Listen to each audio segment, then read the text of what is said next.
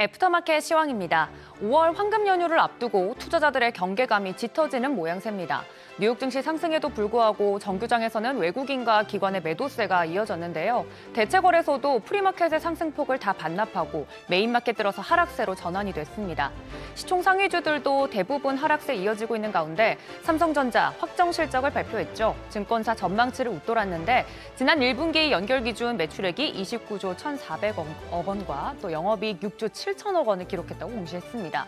분기 기준 최대 매출이고 영업이익의 경우 5조 원대를 예상한 증권가 추정치를 훨씬 웃돌았습니다. 다만 올 2분기에는 글로벌 무역 환경 악화와 또 경제 성장 둔화 등 거시경제 불확실성이 높아지면서 예측이 어렵다는 전망입니다. 또 1분기 실적을 방어한 스마트폰 수요도 2분기 이후 하락할 조짐이어서 실적 악화가 우려되는 상황입니다. 오늘 시장 분위기까지 더해서 실적 발표한 삼성전자나 LG에너지솔루션 등 대형주들, 대체거래소에서도 하락세를 피하지 못했습니다. 주도주들이 이처럼 주춤하는 반면 특징적으로 오른 종목들 살펴볼 텐데요. 첫 번째 종목 서울옥션입니다. 21대 대선을 앞두고 국민의힘이 가상자산 법제화 도입을 약속하자 관련주로 매수세가 몰린 것으로 보입니다.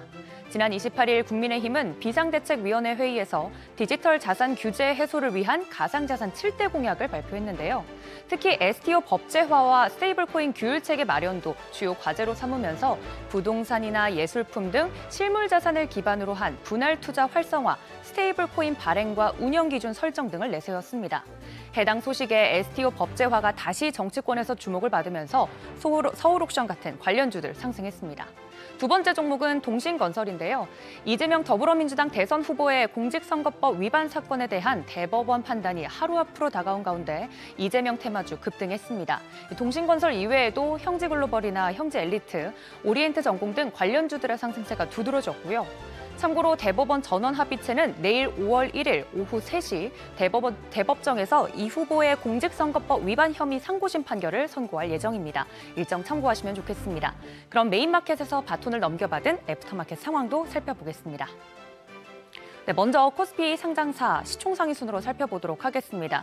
빨간불을 찾아보기가 어려운데요. 삼성전자 0.36% 떨어지면서 55,600원에 정규장에 이어서 SK하이닉스의 하락폭이 삼성전자보다 더 큽니다. 1.88% 하락한 177,400원의 움직임 보이고 있습니다. 또 LG에너지솔루션 올해 1분기 흑자 전환에 성공하긴 했습니다. 제품 출하량 증가와 운영 효율화로 수익성이 개선됐습니다만 주가는 역시나 7%대 급락세 이어지면서 32만 5천 원 선의 움직임 보이고 있습니다.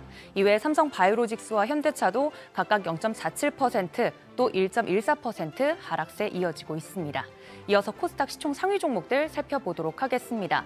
유일하게 빨간불 켜고 있는 종목이 HLB인데요. 1.43% 오르면서 56,700원에 현재 움직이고 있는 모습이고 에코프로비엠과 에코프로 순차적으로 좀 살펴보면 어제 실적 발표한 에코프로비엠의 경우 1분기에도 깜짝 흑자 전환에도 관세 이슈와 고평가 부담 등으로 증권사에서 목표 주가 줄줄이 하향하고 있는 상황이죠. 오늘도 애프터마켓에서 0.68% 하락세 이어지고 있고요.